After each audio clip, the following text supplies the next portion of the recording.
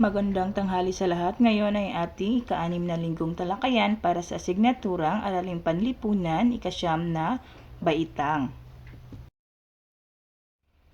So, babasahin ko muna sa inyo ang mga layunin bago natin tatalakayin ang ating paksa.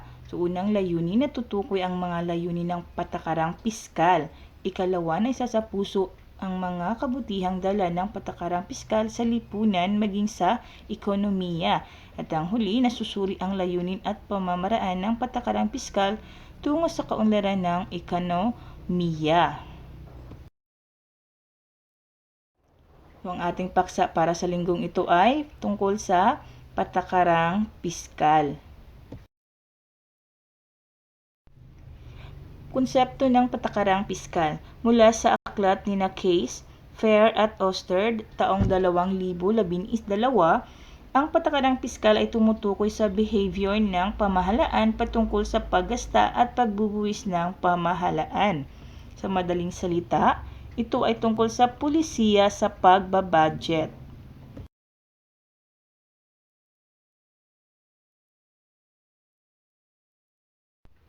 Ito rin ang isinasaad sa aklat ni Balitaw et al. Taong 2014, kung saan ang patakarang ito ay tumutukoy sa paggamit ng pamahalaan sa pagbubuwis at paggasta upang mabago ang galaw ng ekonomiya. Ayon kay John Maynard Keynes taong 1935, ang pamahalaan ay may panlaking papel na ginagampanan upang mapanatili ang kaayusan ng ekonomiya. Simula pa noong Great Depression, nabuo ang paniniwalang ang pamahalaan ay may kakayahan na mapanatilihing ligtas ang ekonomiya tulad ng banta ng kawalan ng trabaho. Kaya ang interbensyon ng pamahalaan sa isang banda ay may malaking kontribusyon upang masiguro ang pagsasaayos ng isang ekonomiya. Ang paggasta ng pamahalaan ayon kay Keynes halimbawa ay ang makapagpapasigla ng ekonomiya sa pamamagitan ng paggamit ng lahat ng resources ayon sa pinakamataas na matatamo mula sa mga ito na makapagdudulot ng full employment. Sa kabilang banda, ang pakikialam ng pamahalaan sa pamamagitan ng mga pulisiya sa paggasta at pagbubuwis ay makapagpapababa o makapagpapataas naman ng kabuuang output higit sa panahon ng recession o depression. May dalawang paraan ang ginagamit ng pamahalaan sa ilalim ng patakarang piskal upang papangasiwaan ang paggamit ng pondo nito bilang pangangalaga sa ekonomiya ng bansa. Unang paraan ay expansionary fiscal policy.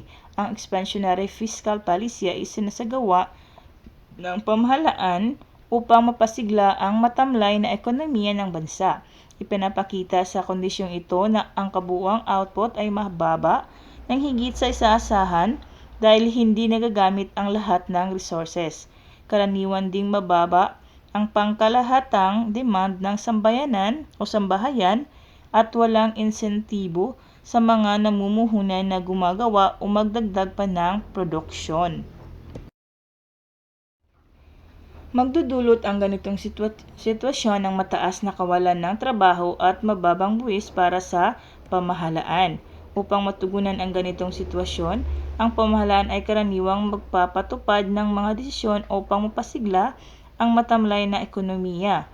Karaniwang isinasagawa ito sa pamamagitan ng paggasta sa mga proyektong pampamahalaan o pagpapababa sa buwis lalo sa panahong ang pribadong sektor ay mahina o may bantang hihina ang paggasta. Dahil dito, ang mamamayan ay magkakaroon ng maraming trabaho at nangangahulugan ng mas malaking kita. Sa bahagi ng bahay kalakal, lumalaki rin ang kanilang kita. Sa pagdagdag ng kita, nagkakaroon ng panggastos ang mamamayan at ang may bahay kalakal na makapagpapasigla sa ekonomiya. Sa bawat gastos ng pamahalaan, nagdudulot ito ng mas malaking paggasta sa buong ekonomiya, kung kaya't maasahan ang mas malaking kabuuang kita para sa bansa. Ganito rin ang epektong pagbaba ng buwis. Higit sa magiging malaki ang paggastos ng mga sambahayan dahil sa nagdagdag na kita mula sa bumabang buwis, kaya asahang tataas ang kabuuang demand ng pangkonsumo. Ikalawa ay ang contractionary fiscal policy. Ang paraang ito naman ay ipinatutupad ng pamahalaan kung nasa bingit ng pagtaas ang pangkalahatang presyo sa ekonomiya. Karaniwang nagaganap ito kapag lubhang masigla ang ekonomiya na maaaring magdulot ng overheated economy na mayroong mataas na pangkalahatang output at employment. Ang ganitong kondisyon ay hihila pataas sa pangkalahatang demand sa sambahayan at insentibo naman sa mamumuhunan na patuloy na magdadagdag ng produksyon. Magdudulot ang sitwasyon na ito ng pataas sa presyo ng mga bilihin o inflasyon. Sa ganitong pagkakataon, ang pamahalaan ay maaaring magbawas ng mga gastusin nito upang mahila pababa ang kabuuang demand. Inaasahang sa pagbagsak ng demand, hihina ang produksyon dahil mawawalan ng insentibo ang bahay kalakal na gumawa ng maraming produkto. Magdudulot ito ng pagbagal ng ekonomiya, liliit ang pangkalahatang kita, napipigil sa pagtaas ng presyo ng mga bilihin at makokontrol ang inflasyon. Ganito rin ang sitwasyon na maaring mangyari kapag nagtaas ang pamahalaan ng buwis. Mapipilitan ang mga manggagawa na magbawas ng kanilang gastusin sa pagkonsumo dahil bahagi ng kanilang kita ay mapupunta sa buwis na kukunin ng pamahalaan na makaapekto sa kabuuang demand ng pamilihan. Ito ang dalawang paraan sa ilalim ng patakarang piskal ng pamahalaan upang maibalik ang normal na direksyon ng ekonomiya. Kahalagahan ng papel na ginagampanan ng pamahalaan kaugnay ng mga patakarang piskal na ipinatutupad nito batay sa paniniwala na ang pamahalaan ay isang mahalagang kabahagi sa pagsasaayos at pagpapanatili ng katatagan ng ekonomiya. Ang papel ng pamahalaan ay nagtakda ng mga patakaran na maghahatid sa isang kondisyon na maunlad at matiwasay na ekonomiya. Karaniwang nagsasagawa at nagpapatupad ng ilang paraan ang pamahalaan kung may pangangailangan na maiayos ang pamamalakad sa ilang problema pang-ekonomiya.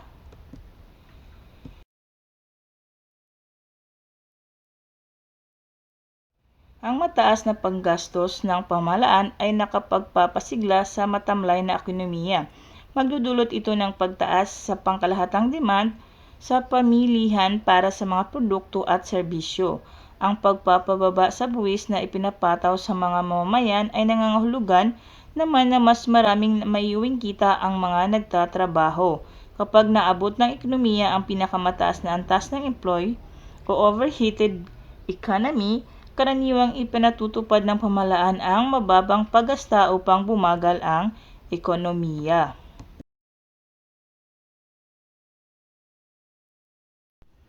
Pambansang budget at paggasta ng pamahalaan. Ang pambansang budget ay ang kabuuang planong maaring pagkagastusan ng pamahalaan sa loob ng isang taon. Ito rin ang nagpapakita kung magkano ang inilalang pondo ng pamahalaan sa bawat sektor ng ekonomiya. Kung ang revenue o kita ng pamahalaan ay pantay sa gastusin nito sa isang taon, masasabing balanse ang budget. Ibig sabihin, ang salaping pumapasok sa kaban ng bayan ay kaparehong halaga ng ginagastos ng pamahalaan. Samantala, nagkakaroon ng deficit sa budget o budget deficit kapag mas malaki ang paggasta ng pamahalaan kaysa sa pondo nito.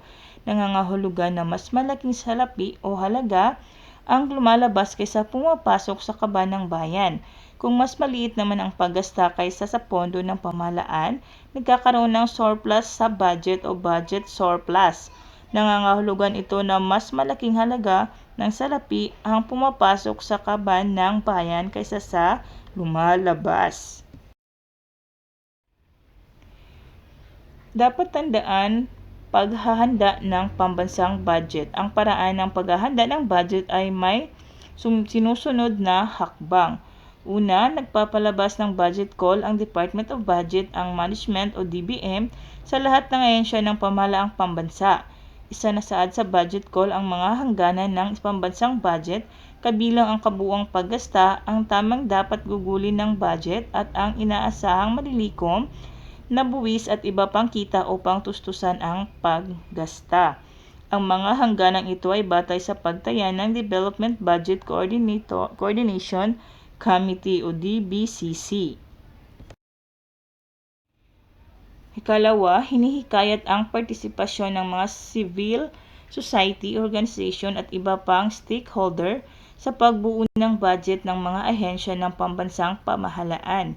Ito ang tinutukoy sa participatory o bottom-up budgeting. Ikatlo, ipagtatanggol ng bawat ahensya ang kanilang panukalang budget sa DBM, pag-aaralan ng DBM ang mga mungkahing budget at maghahain ng kaukulang rekomendasyon.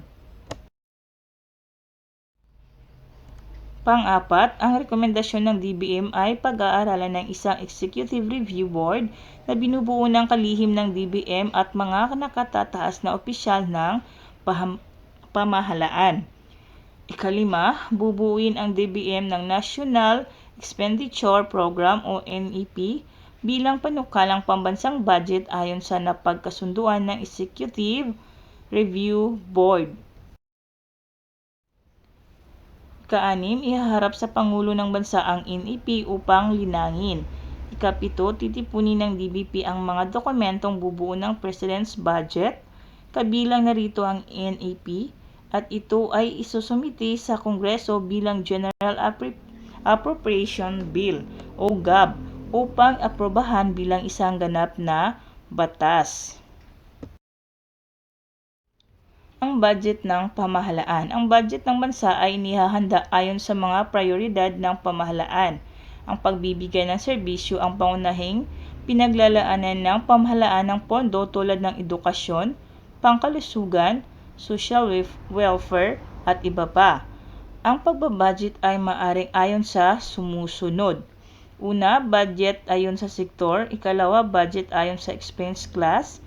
Ikatlo, budget ayon sa mga rehiyon at ang ikaapat budget ayon sa iba't ibang kagawaran ng pamahalaan at special purpose fund. Alokasyon ng budget ayon sa sektor sa taong 2012. So ayon sa larawan na inyong nakita ay yan ang alokasyon ng pambansang budget.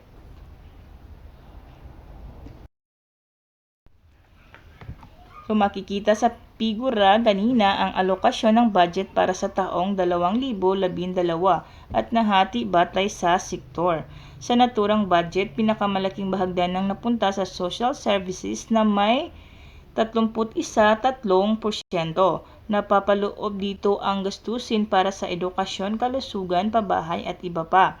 Pumapangalawa naman ang economic services na may 24.2% na tumutukoy naman sa mga gastusin para sa reformang agraryo, kalakalan at industriya, pagpapaunlad ng infrastruktura, agrikultura at iba pa. At meron naman 6% naman ang budget ang inilalaan sa DIB services at interest payment na kinapapalooban ng gastusin para sa pambayad utang sa loob at labas ng bansa. Pang-apat, ang General Public Services na may 18.6%, kabilang sa mga gastusin dito ay para sa maayos na pagpapatakbo ng gawain ng pamahalaan at 6.3% naman ang inilaan sa gastusin sa pagpapanatili ng kapayapaan at seguridad ng mga mamamayan sa bansa o defense. Paggasta ng pamahalaan ayon sa expenditure program, hindi na masasakatuparan ng pamahalaan ang napakarami nitong tungkulin kung walang perang gagastusin. Upang lubos na maipagkakaloob ng pamahalaan ang mga programa at proyektong makatutulong sa lahat, kinakailangang maayos na maipamahagi ang perang gagastusin sa mahahalagang aspekto ng pamamahala. Ipinapakita sa talahanayan sa ibaba ang expenditure program ng pamahalaan mula sa taong 2010 hanggang 2012. Ang expenditure program ay tumutukoy sa ceiling o pinakamataas na gastusing nararapat upang matugunan ang mga pananagutan o obligasyon ng pamamahala sa loob ng isang taon. Ang nasabing ceiling ay suportado ng mga tinatayang pinagkukunang pinansyal. So, naahati ito sa tatlo. Una, current operating expenditures. Nakalaang halaga para sa pagbili ng mga produkto at serbisyo upang mas maayos na maisagawa ang mga gawaing pampamahalaan sa loob ng isang taon. Kabilang dito ang personal services at ang maintenance and other operating expenses o MOOE. Sa personal service nakapaloob ang mga kabayaran para sa sahod, sweldo at iba pang mga compensation gaya ng mga dagdag sahod at cost of living allowance ng mga permanente, pansamantala, contractual at casual na empleyado ng gobyerno. Samantala, ang mga gastusin kaugnay sa ng pagpapatakbo ng mga ahensya ng gobyerno gaya ng supplies, mga kagamitan, transportasyon, utilities, tubig at kuryente, kumpunihin at iba pa ay nakapaloob sa MOOE. Ikalawa ay capital outlays, panustos para sa pagbili ng mga produkto at serbisyo kung saan ang kapakinabangang makukuha mula rito ay maaring magamit sa loob ng maraming taon at maaring makadagdag sa mga asset ng gobyerno. Kabilang dito ang mga pamumuhunan sa capital stock ng mga GOCCS at mga subsidyaryo nito. Pangatlo ay ang net lending, paunang pagbayad ng gobyerno para sa mga utang nito. Kabilang dito ang mga utang na nakanalikom mula sa mga programang kaugnay ng mga korporasyong pagmamay-ari ng gobyerno. Mula taong 2010 tungong 2012, ang lahat ng aspekto ay nagpapakita ng papataas na paggasta upang matugunan ang iba't ibang pangangailangan ng mamamayan at ng buong bansa.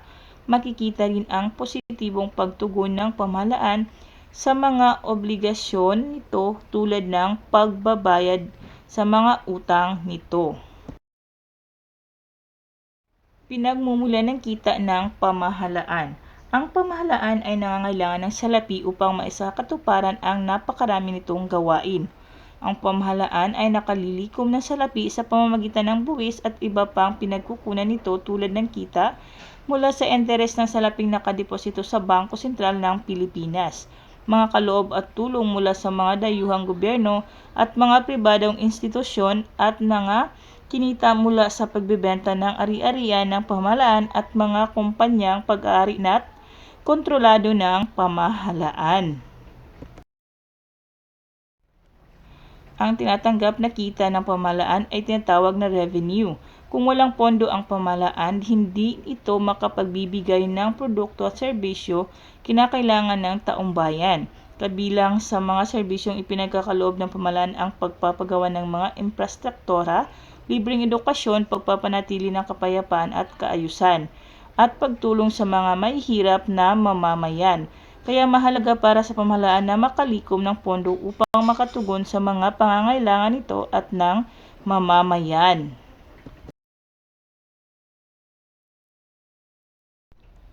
Makikita sa talahanayan na mayroong 81% ng kabuuang kita ng pamahalaan ay mula sa buwis na personal na kita at kitang pangnegosyo, pag-aari sa mga produkto at serbisyo o VAT, sa mga pandaigdigang produkto at serbisyo tarepa at iba pang buwis. Samantala, mayroong 19% ay nagmumula sa kita ng pamahalaan mula sa mga korporasyong pag-aari o kontrolado ng pamahalaan, sa pagbibigay ng mga lisensya at sertipiko at sa interes sa pagpapautang. So, iba't ibang uri ng buwis ayon sa layunin. Uri, para kumita o revenue generation. Definisyon, pangunahing layunin ng pamahalaan na ipataw ang mga buwis na may ganitong uri upang makalikom ng pondo para magamit sa operasyon nito.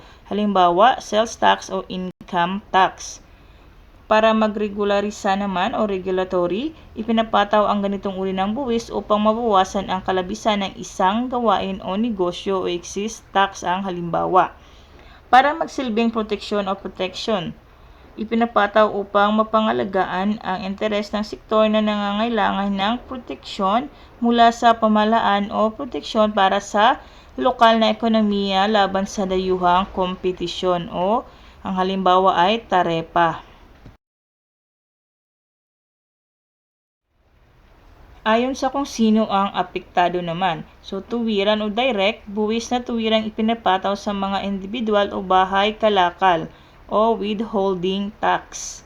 Hindi naman tuwiran o indirect, buwis na ipinapataw sa mga kalakal at paglilingkod, kaya hindi tuwirang ipinapataw sa mga individual o value-added tax.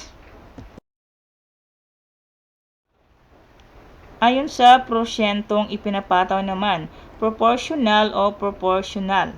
Pare-pareho ang porsyentong ipinapataw anuman ang estado sa buhay. Halimbawa, ang pagpapataw ng 10% buwis sa mga mamamayan, magkakaiba naman ang kahalaga ng kanilang kinikita. Progresibo o progressive, tumataas ang halaga ng buwis na binabayaran habang tumataas ang kita ng isang individual o korporasyon. Isinasaad sa 1987 sa Ligang Batas na progresibo ang sistema ng pagbubuwis ng pamahalaan. Sa Pilipinas, mayroong 5% lamang ang kinikaltas sa mga kinikita ng mas mababa sa 10,000 bawat buwan. Maaaring mabot sa 34% ang kaltas na kumikita ng higit sa 500 bawat buwan o 500,000. Sa regresibo naman o regressive, bumababa ang antas ng buwis kasabay ng paglaki ng kita. Ang ad valorem ayon sa halaga ay regresibo dahil habang lumalaki ang kita ng isang individual, maliit na bahagi lamang ng kanyang kita ang mapupunta sa buwis. So, dito nagtatapos ang ating paksa. Inaasahan ko na marami kayong mga natutunan tungkol sa ating patakarang piskal o pagbabudget ng gobyerno sa ating pondo. So, maraming salamat sa pakikinig sa ating paksang tinalakay.